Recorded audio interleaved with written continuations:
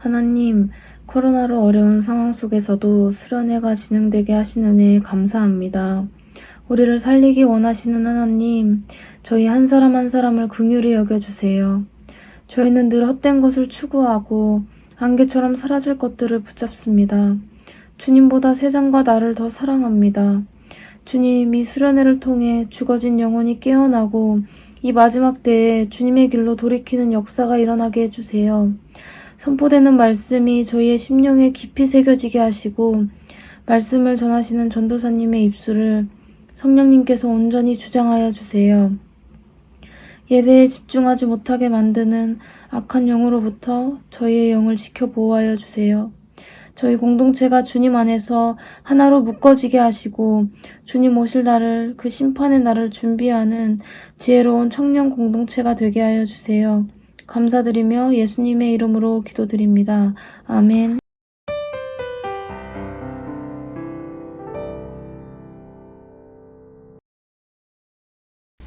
우리 이 시간 함께 나눌 하나님의 말씀은 에스겔 33장 10절에서 11절 말씀입니다.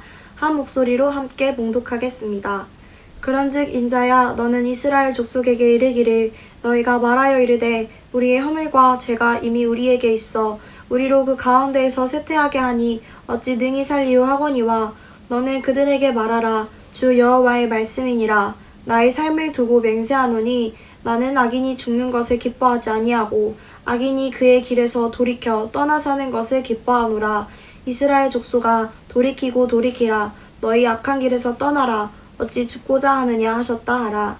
아멘.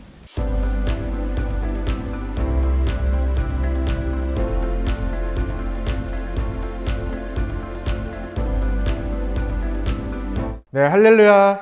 네, 화요일 두 번째 집회 오신 여러분들을 진심으로 환영합니다. 네, 저는 오늘 이 본문 말씀을 통하여서 돌아서라, 회개함으로 하나님께 라는 그런 제목으로 함께 말씀을 나눠보려고 합니다. 성경을 읽다 보면 우리는 수많은 사람들의 삶을 볼 수 있습니다. 그리고 그 중에 회심자들의 간증을 읽게 됩니다. 그런데 우리는 이 회심자들의 간증에서 특별한 사실을 하나 발견할 수 있습니다. 그것은 회개라는 요소가 빠지지 않고 나타난다는 겁니다. 베드로도 회개했습니다. 마태도 회개했고 사도 바울도 회개했습니다. 수많은 믿음의 선조들이 회개를 했습니다. 그렇습니다. 회개하지 않고 그리스도인이 된다는 것은 결코 있을 수 없는 일이라는 겁니다. 즉, 회개하지 않으면 우리는 구원을 맛볼 수 없습니다. 그런데 문제는 회개하지 않는 사람이 있다는 겁니다. 아니요, 어떤 사람은 회개를 했다고 착각을 합니다. 입술로는 믿는다고 말하지만 죄 가운데 무감각해지고 하나님의 심판을 두려워하지 않고 나의 영혼의 상태가 어떤지 무관심하며 이 세상의 관심사와 즐거움에 빠져 그렇게 지내고 있는 자들이 있다는 겁니다. 그렇다면 저와 여러분은 어떠신가요? 저와 여러분은 진정한 회개 가운데 나가 그리스도인으로 살아가고 계신가요? 아니면 회개를 했다고 착각하거나 아직 회개를 하지 않은 채 살아가고 계신가요? 오늘 우리가 함께 읽은 본문은 하나님께서 에스겔에게 바벨론의 포로로 끌려간 이스라엘 백성들에게 전하라고 하신 말씀을 선포하는 내용입니다. 우리가 함께 본문 11절을 읽어보겠습니다. 자, 시작. 너는 그들에게 말하라. 주 여호와의 말씀이니라. 나의 삶을 두고 맹세하노니 나는 악인이 주는 것을 기뻐하지 아니하고 악인이 그의 길에서 돌이켜 떠나 사는 것을 기뻐하노라. 이스라엘 족속아, 돌이키고 돌이키라. 너희 악한 길에서 떠나라. 어찌 죽고자 하느냐 하셨다 하라. 에스겔이 하나님께서 뭐라고 이야기하셨다고 말하고 있습니까? 너희는 돌이키고 돌이키라. 너희 악한 길에서 떠나라. 이 부분을 쉽게 이야기하면 이런 말입니다. 너희는 회개하고 회개하여 너희 죄악 가운데서 떠나라. 그렇습니다. 하나님께서는 이스라엘 백성들이 죄로부터 회개함으로 하나님께 나아오기를 원하셨습니다. 왜 하나님께서는 회개함으로 나아오기를 원하셨을까요? 저는 오늘 본문을 통해 그 이유를 함께 알아보고자 합니다. 그렇다면 하나님께서는 왜 우리가 회개함으로 나아오기를 원하실까요? 그 첫 번째는 하나님은 우리가 죽는 것을 원하시지 않기 때문입니다. 하나님은 우리가 죽는 것을 원하시지 않습니다. 오늘 본문을 보시면 이스라엘 백성들이 하나님께 어떻게 이야기를 했는지 보여주고 있습니다. 우리가 함께 본문 10절을 읽어보겠습니다. 자, 시작. 그런즉 인자야 너는 이스라엘 족속에게 이르기를 너희가 말하여 이르되 우리의 허물과 죄가 이미 우리에게 있어 우리로 그 가운데서 쇠퇴하게 하니 어찌 능히 살리요. 이게 무슨 말일까요? 쉬운 성경은 이렇게 이야기합니다. 우리의 잘못과 죄악이 우리를 짓누르고 있고 이것들 때문에 우리가 야위어가고 있다. 그러하니 우리가 어떻게 살 수 있을까라는 겁니다. 그들은 하나님을 탓했습니다. 아니 회개해도 하나님께서 용서해 주실까 말까인데 죄로 인해 죽게 된 것이 자신들의 탓이 아니라 하나님의 탓이라는 겁니다. 하나님 때문에 이런 일이 일어났다는 겁니다. 그래서 하나님께 따지는 겁니다. 저는 이 이스라엘 백성들의 모습 속에서 저의 모습을 발견하게 됩니다. 저도 내 죄 때문에 모든 문제들이 발생하는 것인데 이 모든 문제의 원인이 나인데 하나님을 원망합니다. 하나님 탓을 합니다. 여러분들은 어떠신가요? 여러분들도 저 이스라엘의 백성들의 모습 속에서 나의 모습을 발견하시나요? 그런데 오늘 본문 속에서 우리는 큰 은혜를 발견할 수 있습니다. 바로 이 문제가 하나님의 탓이 아니라 나의 탓임을 알려주시는 하나님의 은혜 말입니다. 그게 오늘 본문 10절의 핵심입니다. 다 같이 한번 읽어보겠습니다. 시작. 그런즉 인자야 너는 이스라엘 족속에게 이르기를. 하나님은 왜 알려주시는 걸까요?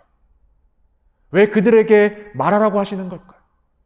이 죄의 문제들이 하나님의 탓이 아닌 나의 탓이라고 알려주시는 이유가 무엇일까요? 하나님은 우리가 죽는 것을 원하시지 않기 때문입니다. 그래서 본문 11절에서 이렇게 말씀하신 겁니다. 시작. 너는 그들에게 말하라. 주 여호와의 말씀이니라. 나의 삶을 두고 맹세하노니 나는 악인이 죽는 것을 기뻐하지 아니하고 악인이 그의 길에서 돌이켜 떠나 사는 것을 기뻐하노라. 그렇습니다. 하나님은 우리가 죽는 것을 기뻐하지 않으십니다. 왜냐하면 이 죽음은 그냥 죽음이 아니기 때문입니다. 이 죽음은 영원한 죽음, 바로 하나님과의 관계가 영원히 단절되는 것을 이야기하는 것이기 때문입니다. 그래서 하나님은 악인이 그의 길에서 돌이켜 떠나서는 것을 기뻐하시는 겁니다. 다시 말해 우리가 회개하여서 돌아서는 것을 기뻐하신다는 겁니다. 사랑하는 젊은이 여러분, 우리가 원래 어떤 존재였습니까? 죄인이었습니다. 그리고 죄의 결과는 무엇인가요? 사망입니다. 그래서 로마서 6장 23절은 이렇게 이야기하는 겁니다. 죄의 삭은 사망이다. 그 사망의 길로 들어가는 것을 기뻐하지 않으시기에 하나님은 우리에게 돌이키라고 말씀하시는 겁니다. 회개함으로 하나님께 돌아오라고 계속해서 우리를 다양한 방법을 통해 부르시는 겁니다. 사랑하는 젊은이 여러분, 저와 여러분은 진정한 회개로 나아가 사망의 길로부터 돌이키셨습니까? 혹시 하나님의 심판이 있지 않을 거라는 그 사탄의 계략에 빠져 오늘 하루도 죄를 지으면서 살고 있지는 않으신가요? 아니면 회개했다고 착각하며 살고 있지는 않으신가요? 하나님은 지금도 저와 여러분들을 부르십니다. 사망의 길에서 돌이켜 회개함으로 나에게 나아오라고 말입니다. 그리고 다양한 방법으로 우리를 설득하시며 물어보십니다. 왜 죽으려 하느냐? 왜 나와 영원히 단절되려고 하느냐? 라고 말입니다. 그 회개의 부르심에 반응하여 하나님께 돌이키는 저와 여러분들이 되길 주님의 이름으로 축복합니다. 마지막으로 하나님은 왜 우리가 회개함으로 나아오기를 원하실까요? 그 마지막은 회개 외에는 다른 길이 없기 때문입니다. 회개 외에는 다른 길이 없기 때문입니다. 오늘 말씀은 어느 누구에게도 결코 마음 편히 들을 수 있는 말씀이 아닙니다. 왜냐하면 나의 마음을 계속해서 찌르기 때문입니다. 그래서 불편하게 느껴집니다.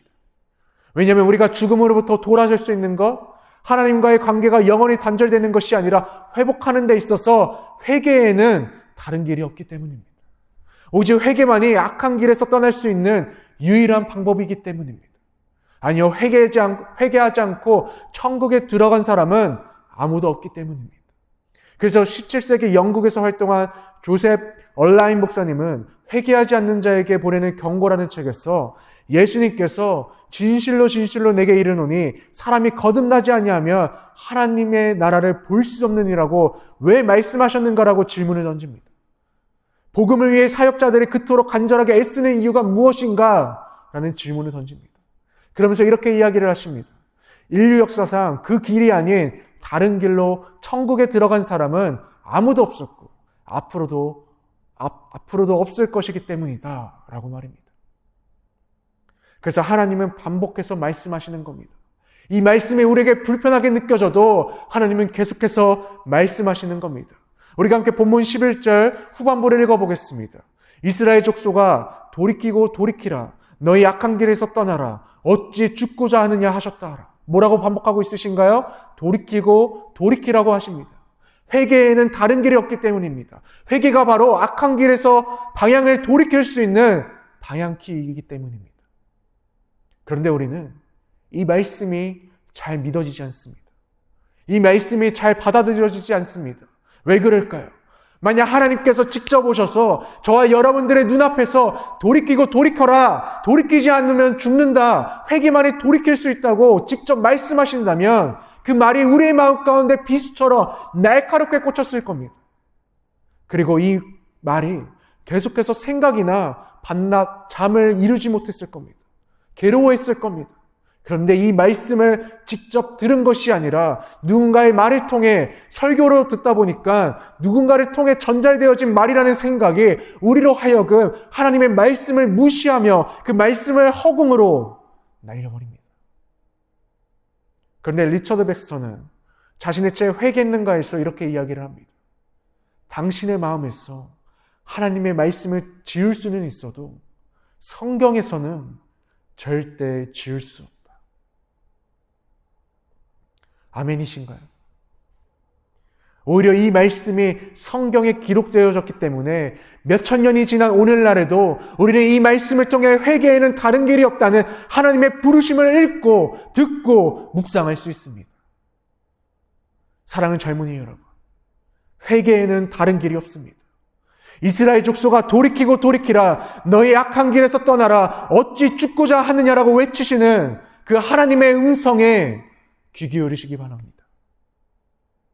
그래서 우리가 오늘 이 시간 진실한 회개로 나아가 나의 죄악된 모습을 다 회개하여 하나님께 돌이켜 나아가는 저와 여러분들이 되길 주님의 이름으로 축복합니다. 오늘 설교를 준비하면서 저는 앞서 소개한 책 리처드 베스터의 회개했느냐를 읽으면서 그 책의 내용 중에 하나가 제 마음 가운데 큰 울림을 주었습니다. 내용은 이렇습니다. 당신은 참된 회개를 체험한 날을 기억하고 있는가? 당신을 회개하게 한 설교를 기억하는가? 당신의 영혼이 변화되기 시작한 시점을 정확히 알고 있는가?